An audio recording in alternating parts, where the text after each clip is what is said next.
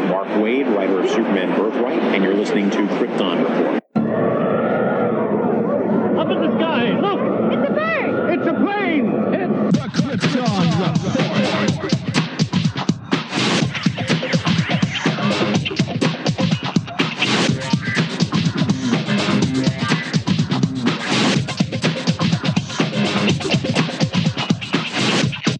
Host Tyler, and welcome to Krypton Report, a podcast dedicated to all things Superman, Supergirl. We're going to look at the Supergirl TV series as well as the Krypton TV series, anything that has to do with the characters in their world. Comics, movies, TV shows. We will talk about everything and anything. We are part of the Southgate Media Group podcasting network. You can find us on Instagram, Twitter, Facebook at Krypton Report. You can also email us at kryptonreportpod@gmail.com. If you get a chance to go over to iTunes, Apple Podcast, please leave us a review to help us get better. You can find me personal at JTYPatrick on Twitter and everything else. You can buy a Krypton Report t-shirt at tpublic.com. Check it out. They have all sizes, colors, styles of shirts. Just go to tpublic.com and search Krypton Report and you'll see our logo. And every time you buy a shirt, it helps support other podcasts from southgatemedia.com. Thank you. Enjoy the show. Welcome to the Krypton Report. With me today, as always, is that voice from the other side of Ohio. That's right. The Superman Red to my Superman Blue. The voice who sounds deeper than me and my problems with puberty. Mr. James Cole. Welcome. Hey, how's it going?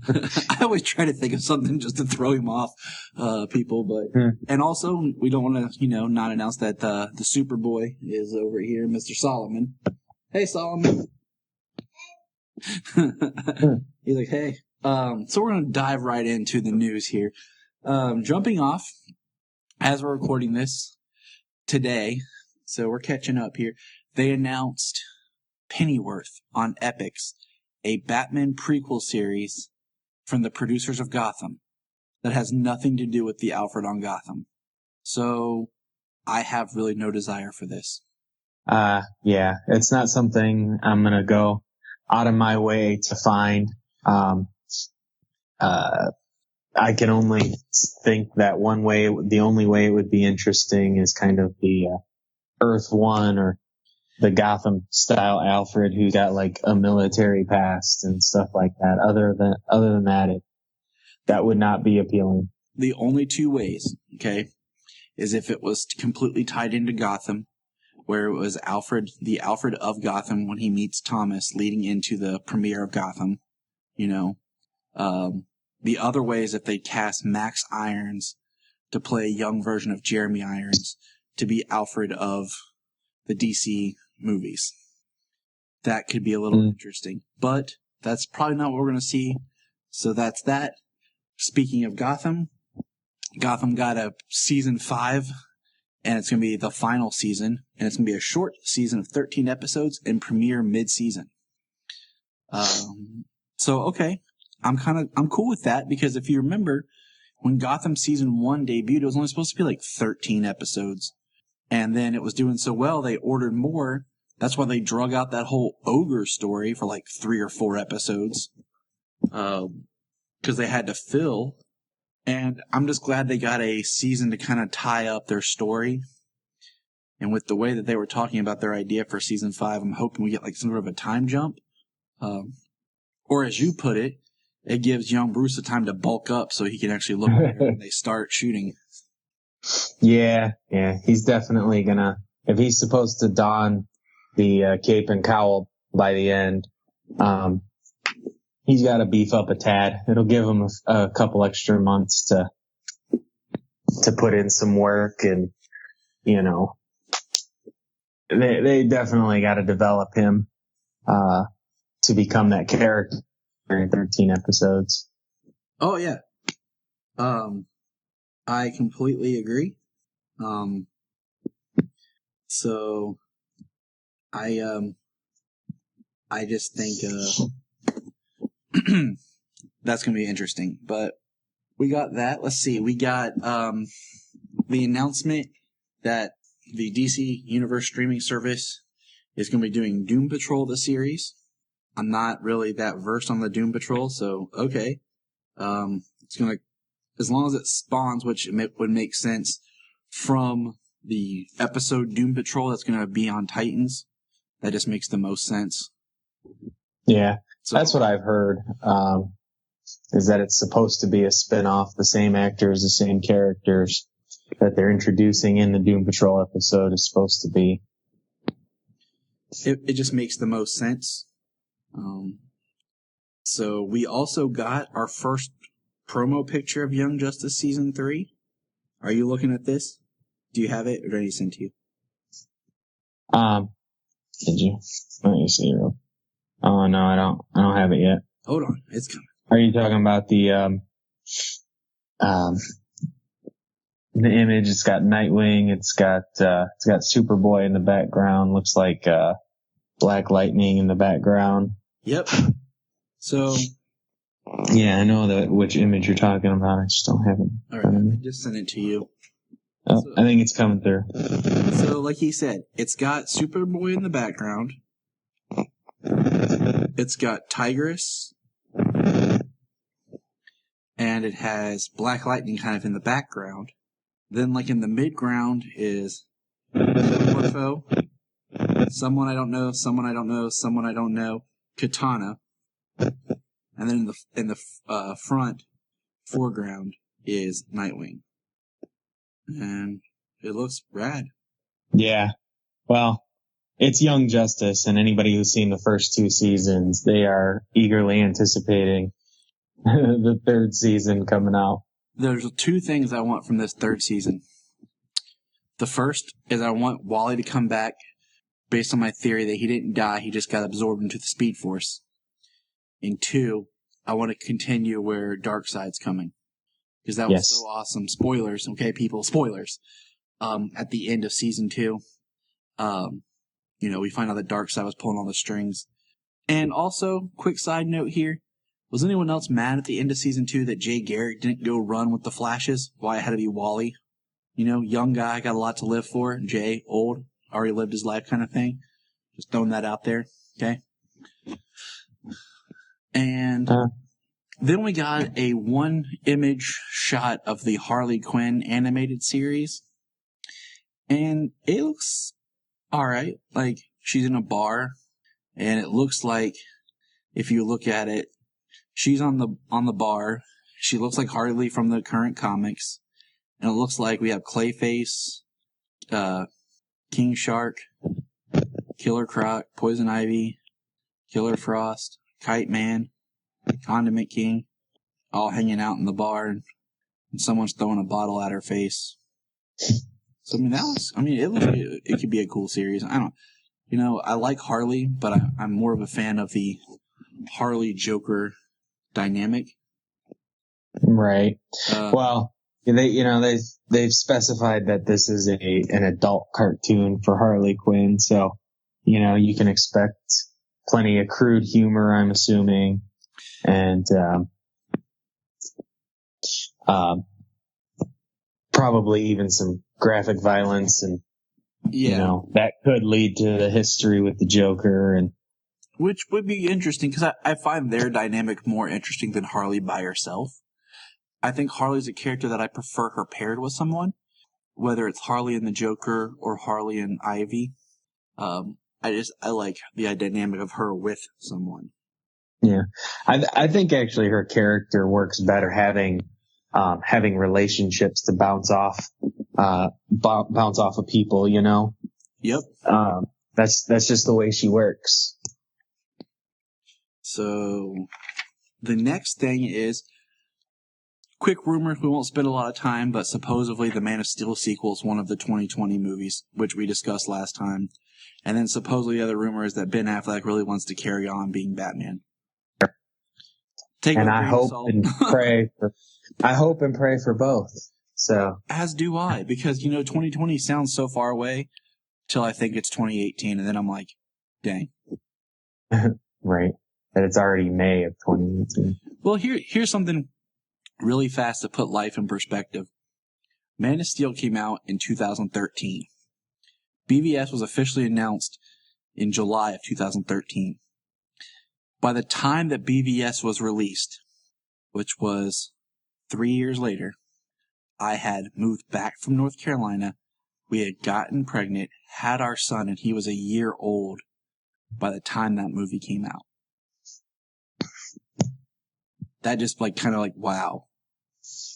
When that movie was announced in casting, I was looking forward to it. I had no idea that this miracle child was coming. And by the time the movie came out, I was sharing the experience with my son. And then the last bit of news we saved till the end because it's sad is Margo Kidder passed away at 69. The woman that most people think of when they think of Lois Lane. She is my third favorite Lois, or fourth. Nothing against her. I like some other versions better, but that's the medium that we live in. As you know, we have a lot to choose from, but it's still sad. There's a lot of.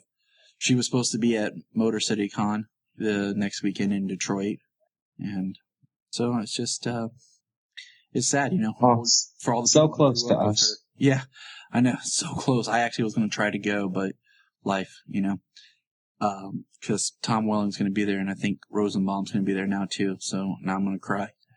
But that's the news. Any thoughts you have about Margo? No, I just sad to hear when somebody goes, and I'll. So I was wrong. There is one other thing that this is going to help us bounce back into happiness. The trailer for the Death of Superman animated DC Universe film did drop, and it's dope. Ironic to talk about happiness with the Death of Superman. Yeah, I know. It's right after. Well, Solo's on this huge Doomsday kick right now. We've been playing Injustice 1 all the time because you can be Doomsday in it. Right. I showed him my Death of Superman graphic novel today, and he asked me to read it to him, a storybook and everything. So I'm so pumped for this film to watch with him. And side note, I'm really hoping that Doomsday gets released on Krypton because I want to share that moment with my son. So what are your thoughts on the trailer? Let's talk trailer. Talk trailer. Well, it looks really interesting. I'm intrigued by the whole concept of the trailer. It looks like Doomsday's crashing to Earth. It's possible from what they sound like. Looks like satellites, maybe stuff like that crashing with it. But it looks like the meteor that probably is carrying Doomsday is crashing to the Earth in present time. So it's a little different than him crashing here thousands of years ago and breaking his way out of the tomb and just going on a rampage. Lots of similarities. He's got a similar burial suit type deal. The on him. Suit. Yeah. I'm really liking the look of this trailer. I like that it shows there's a line in it, the Justice League says he's already beaten a couple of us, and it shows the Justice League fighting him. So Batman says 3 members down and we just got here. Yes. That's how quickly he dropped them all. We're going to do, coming up in July, August area, we're going to do a Death of Superman preparation. We're going to, review the book, watch the Superman Doomed, and then, this, and I don't want to spend too much time talking about the Superman Doomed because we'll get there when we did, not Superman Doomsday, Superman Doomed was something else, my bad. Because there's things I don't want to say, but with this, I like that it's a 2-part film. I like that it's the Superman of continuity. So we're going to go back, James and I here, we're going to review Justice League War, Thrones of Atlantis, and Justice League vs. Teen Titans. And Superman does appear in Justice League Dark in one scene, but that's not enough for us to really review. So that's the continuity Superman. And yeah. So it's cool because we already have some emotional time with that particular Superman. So it's not just a fresh, new Superman character. One thing I am a little curious about is how the relationship of Lois Lane will play. Because as far as we know in the continuity, him and Wonder Woman have been together. Yeah. The one thing they did kind of show a hint at in Throne of Atlantis when Wonder Woman and Clark were out on a date. He pulled his hand back when Lois showed up. So they've kind of only hinted at something about it. Exactly. So it makes me like, is it going to be like an off-screen thing where, because I feel like Clark's going to reveal himself to be Superman to Lois in this. We saw that in a preview trailer during the thing that came out with Suicide Squad Hell to Pay. Another thing, what do you think of Rainn Wilson's voice as Lex? He sounds intelligent. Beyond that, I got to see how he plays the whole character. And I agree, because Clancy Brown as Lex is burned into my brain forever. And there's been some people who have done Lex, and I'm like, okay. And there's some that have done Lex, I'm like, no, I don't like this at all. And I'm a big Office fan. So, I think Rainn Wilson, I think of Dwight. But I really liked the couple lines of dialogue we got in the trailer. It sounded good, and this is our first time meeting the continuity Lex Luthor. Yes, it is. There's other continuity films, but they're more Batman-centric. There's a total of, hold on, I'm going to count them.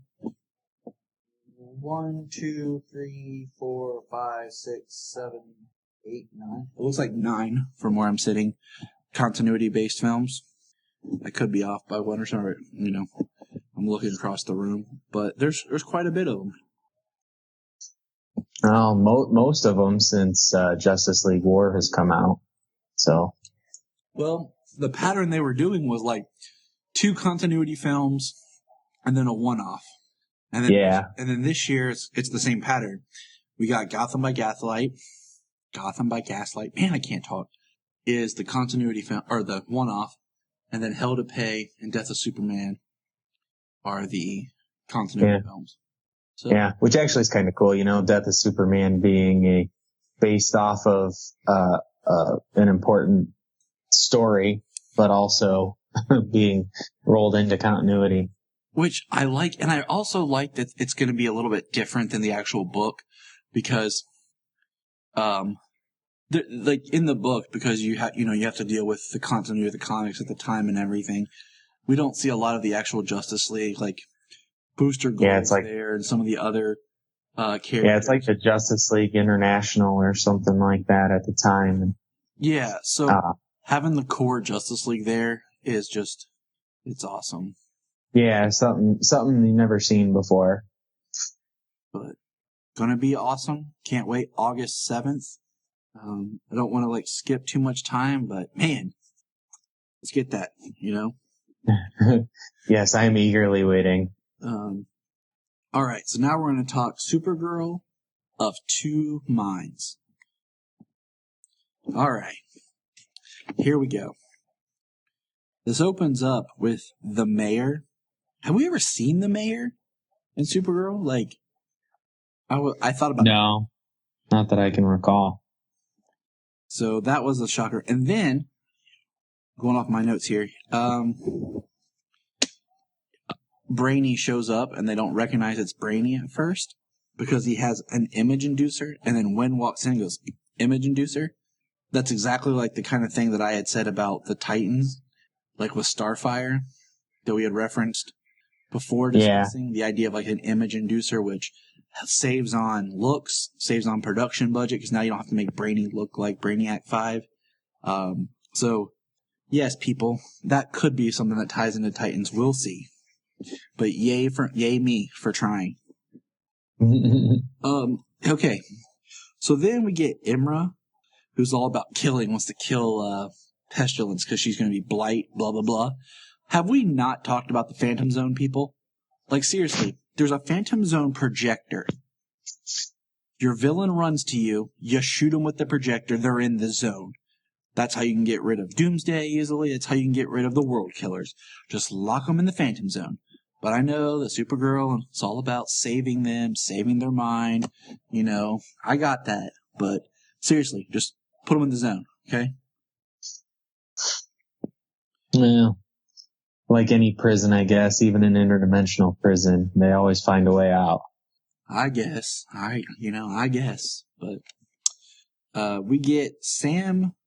This is weird. Like, I don't know how I feel about this, but I guess when Sam turns into Rain, like, her mind goes to another place. But now she's having, like, memories of it. So how did she not have any memories or anything from before? It's kind of weird that it's in some sort of, like, weird spiritual plane or something that her mind is in. I mean, I could only think of maybe, like, it was more hidden from her. Like, she wasn't prepared or knew enough to actually, like, remember and experience what happens there. I guess. I mean, when Rain could take her place, I mean, she could be there, basically, like, blacked out there. True. I mean, that's my only headcanon for it. So we also get Lena's trying to help Sam. She's trying to figure out the triggers that set her off into turning into Rain.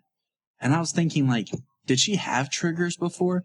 I thought it was just where she was slowly becoming Rain full time after Rain was quote unquote activated in her.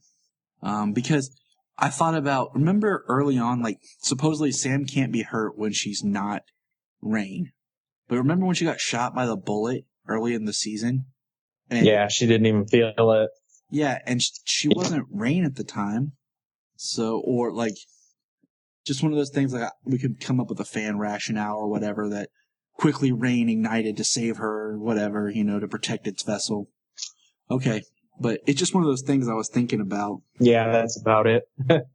They talk about the transfusion and the cure, and I'm like, okay, like, it's super science, I get it. But sometimes I'm just like the whole, like, Superman's powers being transferred, that'd be like me touching you and all of a sudden you're getting my black hair. It's like all of a sudden you're just like, whoa, how'd I get black hair? Or I touch you and all of a sudden you get my tattoos. Things don't work like that, Like, so it's kind of annoying when they talk about, like, the genes and everything as if it can be like, a transfusion could cure her. Yeah, I mean, there's a lot of stuff, like, mysticism and super science and, things that just have to suspend your disbelief. And, something that Lena might be thinking, perhaps, as, say, a cure or something, it's still beyond what she knows or understands. That she might think she's trying to do something, but it wouldn't work. Now, are all the world killers Kryptonian based? Because we know Rain is. But, like, we saw just the one ship get sent. Were all three of them supposedly on the ship? Or, are they all from that, like, what do they call it? The Kryptonian Witches group or whatever? That's not something that they've expressly, spoke of that.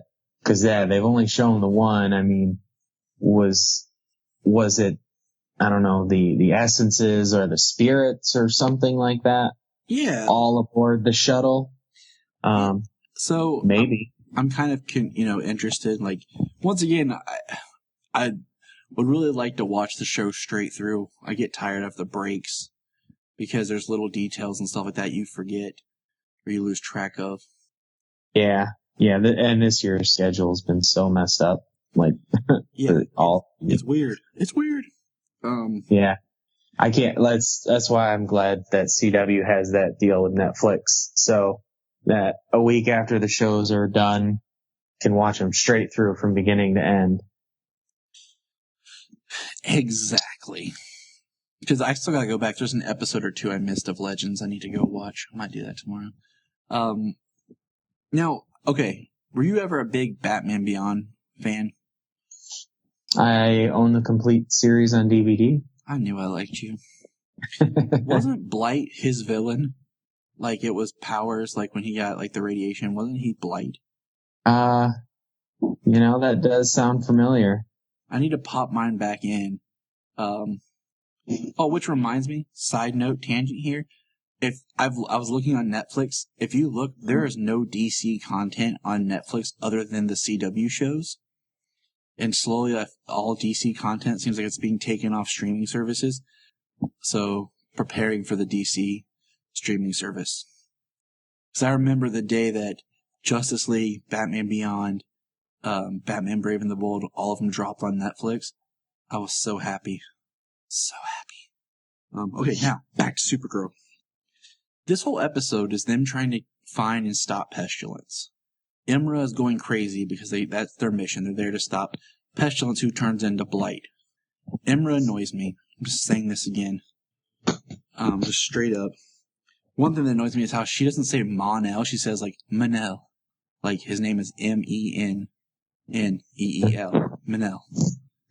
Well, since they gave her a purpose, since they came back from break, she's actually gotten to do something, even though, she's just basically driven by her emotion, which she says that she can separate from, but she's purely driven by her emotion. But at least she's got something to do at this point, whereas before, she was just there and annoying. Yep. But at least she's got something to do, and she's able to pull off what she has to do. And a quick side note here with this whole thing, I don't want them to all of a sudden discover black kryptonite or something, and that's how they save Reign. Just throwing that back out there. Okay. I hope they learned from black kryptonite in Smallville season 8. Would not be the way to go. No, it would not. Now, we do see that Pestilence, which is such an interesting, if you think about it, we have Purity, Pestilence, and Reign. Okay, one of them doesn't feel like it belongs. I just feel like those are some interesting names. But yeah, the Purity always definitely. It would be interesting if there was more meaning behind each of their names, like they were three sides of something, more than like just three random. The Pestilence will kill, the Purity will redo. And then what? What solo? Who? You don't know. So Pestilence infected this area, and we find out that she infected Gwen and Alex because they start getting a nosebleed. And the Legion has a cure, but technically the cure is only for Blight, which she hasn't turned into yet. So their antidote cure doesn't work. So they have to get DNA. Yeah, you need to modify it. So they're trying to figure out who Pestilence is. And my favorite line is Mon-El's like, well, did you try her social media? And Brain's like, social media? He's like, yeah, millennials. It was this trend of letting everyone know what you were doing. It didn't stay around. I thought that was hilarious. Yeah, it's hanging on so far, but so we've basically the scene skipping a little bit ahead is I can't remember her name, who is Pestilence, like her other human side. Grace. I forget her last name, but Grace. She likes being Pestilence. She's already like giving herself over to Pestilence. Like she likes it. She's not like the others where they were kind of fighting it and not wanting to accept it, which I thought was really like a cool, just different. Because, Supergirl's trying to talk to Grace and realize that Grace and Pestilence are now one. And yeah, which is pretty crazy, I mean, she's a doctor, so she figured she could get through to her, that she, believed in her Hippocratic oath and everything, but it pretty much was like Grace was already obsessed with the power, playing God as the doctor. Now she's, that all-powerful character. She just gave over to it. What's crazy, it's almost like now she can make them sick, then turn around and cure them for a real God complex. Cool, Solo. So basically, they square off, and they get what they need to cure everyone from pestilence. Great. And then it ends where my notes say that Supergirl finds out that Sam is Rain. I think that's correct. I got 2 weeks worth of notes. Yeah. They locate where they locate like the signals from pestilence and purity heading to L-Court. And so they follow them to the destination, or they intercept them at the destination and find out that Lena has Sam locked up and being experimented on, and find out that Sam is Rain, which is a pretty cool shot of, there's Supergirl, Mon-El, John, and somebody else there. The only thing was John was still Hank Henshaw. He wasn't Martian Manhunter at the time when they showed up. Yeah, they got to save on that budget money. Yeah. They're like, yeah, we can't. But they're like, we can't do this just yet. What do you? Yeah, Doomsday. Right. That's right, Solomon. Need to get that whole multiverse line and make the Doomsday action figure. Yes. I know.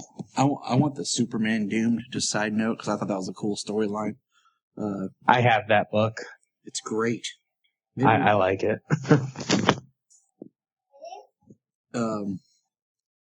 So that's how it ends. And I really want Mon-El to meet Superman. Because Superman saw Mon-El at the start of last season, but because I'm really liking Mon-El now. So I really like Superman to meet him. I like to see them talk, become bros. Yeah. Right. Well, Superman could definitely have the, the concerned older brother, persona going on there, acting big tough dude in front of, Mon-El, telling him what's what. Exactly. Okay. So what would you rate this episode? Some of the revelations, maybe a little, inconsistency with the storytelling, just trying to evolve and push the story. The pestilence was pretty cool. It's probably an 8. I agree. I liked the brainy side. I liked Lena, because I really like what Lena's doing. The pestilence stuff was really cool. But yeah, like a little inconsistency in the story. It bothers me because, we watch these shows with detail. It's like the writer, I know it's different people writing, and I know how a writer's room works and stuff, but little details, they don't get past us. Yeah, that's television for you, though. Dun, dun, dun, dun, dun. I did like the Brainy and Win stuff. The Win and Jimmy stuff, because I feel like Jimmy, they just don't know what to do with. At least he's got a bro relationship with Win that's been able to be explored. 2 guys, especially since the return by Kara, right? Well, especially since the return, shot through the heart. They had a good moment, talking to each other. They're friends, and they portray that really well. The actors and the script, they do a good job, and I'm actually glad they're giving Win some character and emotional development. Oh, me too. Totally. I'm still waiting for Win to meet Cisco. Okay, I'm still waiting for that. in the next crossover, because I would like to almost see like a mission of like Cisco, Wynn, and Felicity, and maybe Curtis or something. Like that would be pretty cool. I With could Ray. deal with We need Felicity in that point. Felicity, Cisco, Ray, and Wynn. Like they're on a mission together. That would be pretty awesome. Yeah, Ray isn't given enough to do, and it'd be nice to see him. It's nice to see him when he gets to interact with smart people. Krypton. We're going to talk Krypton transformation. So this episode picks up right where the last one left off, with Brainiac's infected voice of Rao attacking and brainwashing everybody. Which was kind of cool. Sometimes it's nice to see the villain win for a while, and then hope that the hero's going to get there. And I don't know why, but it's just me, but like when the Krypton title card came up, it reminded me of the old way the Heroes title card came up on the TV show Heroes. The music, the look of it, and everything. I was like, I don't know why, it reminded me of Heroes. I could see that. I do like that the voice kind of put Darren Vex in his place. Like, he knows he's lying, and he even says, like, there is no voice of Rao, only the agent of Brainiac. Mm-hmm. Yeah, and I mean, he tells Darren that if he senses any deception from him, that's it. He's dead. So he gives up everybody to save his own life. Of course he does. And we'll see that here in a minute. We do get a cutaway. We do hear Vex talk about his parents and their gods, and he confesses to his coup and being a traitor to the voice, but as he's still pleading to be a minion of Brainiac. What a weasel. Yeah, I did like that. I like that part where he was telling the voice, telling Brainiac, why he staged a coup against the voice. The fact that his parents worshipped another religion, and when the voice of Rao came into power, like he said, at first it was tolerated, but it just like over time it was everybody in other religions, they just started disappearing and becoming oppressed. And I thought that was very interesting. I agree. It is, and that's a whole nother topic that we could talk about more, and I just don't feel like it at this moment. Cause I feel like that's a thread that could be in this show more, because we did see the people that were protecting Doomsday, that were worshiping, quote unquote, the old gods.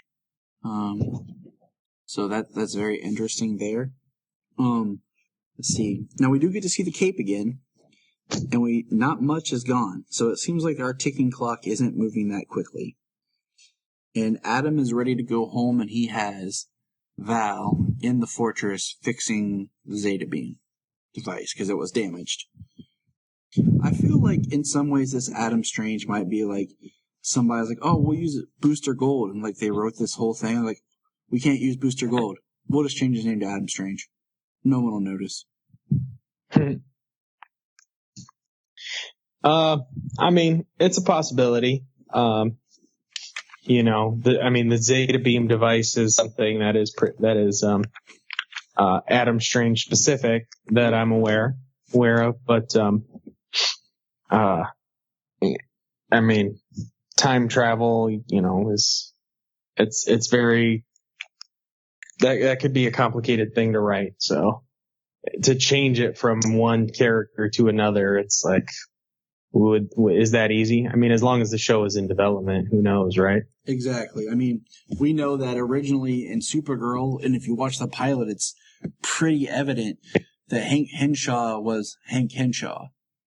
It wasn't until like they were on set having almost completely finished filming that Jeff Johns made the comment about what if he's Martian Manhunter. And they added that little bit like of the glowing eyes and stuff like that to make him Martian Manhunter. Because if you watch the pilot and then watch the second one, he changes. Like his acting and demeanor changes. So I mean, things happen in development and at different times. So for all we know, that could be a case, or someone just made an amalgam character because they're lazy. We do see that Darren basically is ready to kill Nyssa. And yeah, that stunned me because he pulled the trigger. Like he had all intentions to actually kill her. Exactly. That's why he's a horrible person. Yeah. Lucky she, used her hologram device and got the drop on him. Total Loki. Right. And I was like, wow, like I think Nyssa could be a really good character, like seeing what they do with her. Because maybe she is kind of becomes a good character. And as of right now, I mean, we pretty much figured out that I don't think that Seg and Lyta end up together. Just throwing that out there. And we don't know. I don't think so either. Also, was Zod born at the Genesis Chamber? Because he says he knows his father was just a soldier. Just a thought. And we learned that Dev M has been brainwashed. He's one of the brainwashed Sagittarii by Brainiac. And Lyta takes him out. Yep, he used her to get to Jaina out in the Outlands. It was pretty brutal how she blew his arm off and then he dropped. Dude, she was like, screw you. I'm like, that's not exactly how I want to, be with my woman. I suppose if I'm brainwashed by an alien and, I mean, try everything, but, do what you have to do. We get a really great mother-daughter scene of Primus admitting that she did the coup. She did everything for Lyta. It was for her. For her child. And it kind of humanizes, in a sense, Primus a little bit more. Yeah, I think that was actually pretty strong for their relationship because the entire season so far, she knew she didn't believe that her mother ever believed in her. She thought that all her mother was about was her duty, and the fact that and she questioned why, if you didn't know that he was Brainiac, why would you do that? That didn't even cross her mind that she did it for her. Exactly. And, and then in this scene, a beat later, is when Jaina meets General Zod. DG. Or GZ. Man, I'm tired. The general. And that's when he talks about his soldier being a soldier that killed at Kandar. Because they ask, who's your father? Because, Jaina is, investigating him. She don't trust this guy. I wouldn't. And then we get the line a little bit later. I nearly castrated myself. Yeah. That was so funny. Does that matter? Yeah. I'm trying to figure this out. With the Genesis channel, does that really matter? Are you really using the equipment like that, buddy? Well, yeah. I mean, not for that purposes. I mean, it seems like they still enjoy the pleasure of it all, but certainly not for reproductive purposes. I mean, do they have to go up to the Genesis chamber, and does he have to give himself to the Genesis chamber to obtain genetic material? You know what I'm saying? I'm fascinated by this. I did think it was funny that the age-old kissing trope of, there's guards coming. How do we distract ourselves? Well, let's make out in this dark corner. Didn't work for Seg and Nyssa. Yeah, I did. I was like, oh, somebody's coming. She's kissing him. And then they're like, it's them. Oh, wow. It didn't work that time. This may be my favorite General Zod. I know that I'm saying that a little pretty early, but there's something about this Zod that I just really like, because I feel like he really blends what we saw with Michael Shannon and what we got with Terrence Stamp. There's a regalness to him, but then there's also that brutal warrior. Right. So, I'm really liking his General Zod. We're getting little bits here and there. Yes. I would like to see him go full out General Zod. And then let's see. Adam is drunk, talking to Val about what he has to do, waiting for the Zeta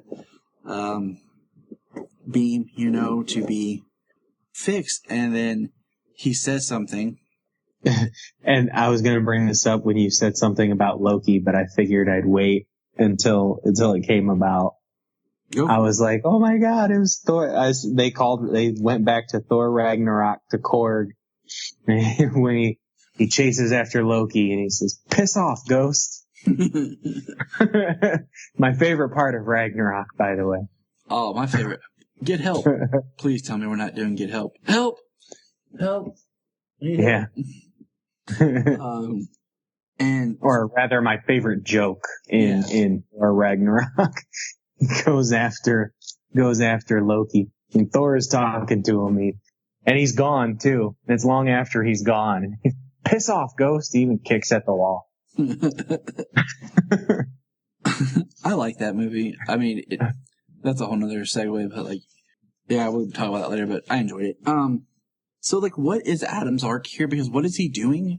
Because he basically, as he's leaving, he erases the files of their conversation. He has his Zeta tube, and he's going out, and we don't know what he's going to do with his Zeta beam. And we know that Seg and the Zods are going to try to attack the Voice of Ra at the end of Cycle Festival to show that he's not really human. And before they get there to do it, one of Ra's, prophetesses, they never really give them names, basically starts saying that, and then the voice steps into a fire and says, through fire we are reborn, and basically comes out and admits that he's been transformed and that this is who he is now, and basically blows their entire shot of what. Yeah, that was pretty crazy because I thought it was gonna work too. They had that plan of coming out and shooting him, and him not dying, and they were gonna be like, he's not who he says he is, he's an alien, and rally against him.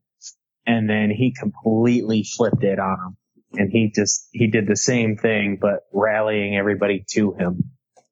It was, it just kind of shows that maybe the people of Krypton want something more. They're done with the established system, and that this Brainiac, at the time they don't know his name, but could be something different to save them, because he's rallying the poor people against the rankless, and that's why I think that there needs to be a change in that.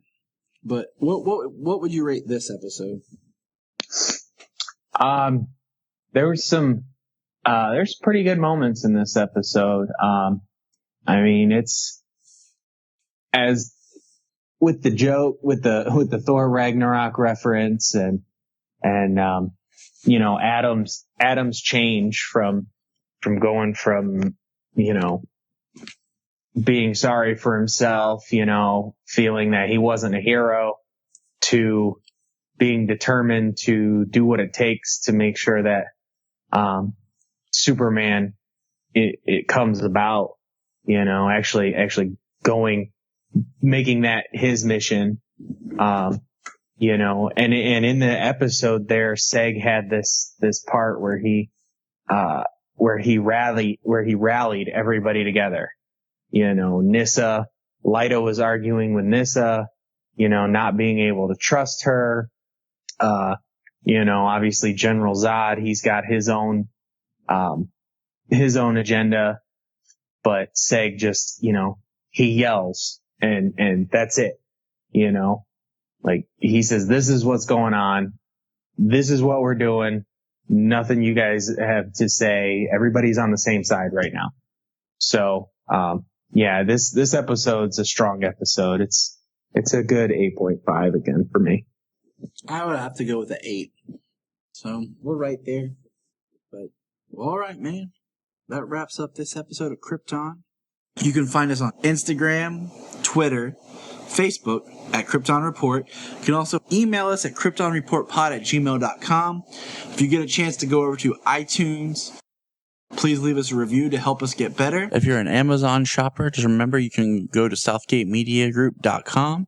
There's a portal, log into Amazon, and you'll shop into your account just regular, but it also helps keep all the podcasts on and helps keep Southgate running. remember, look up in the sky.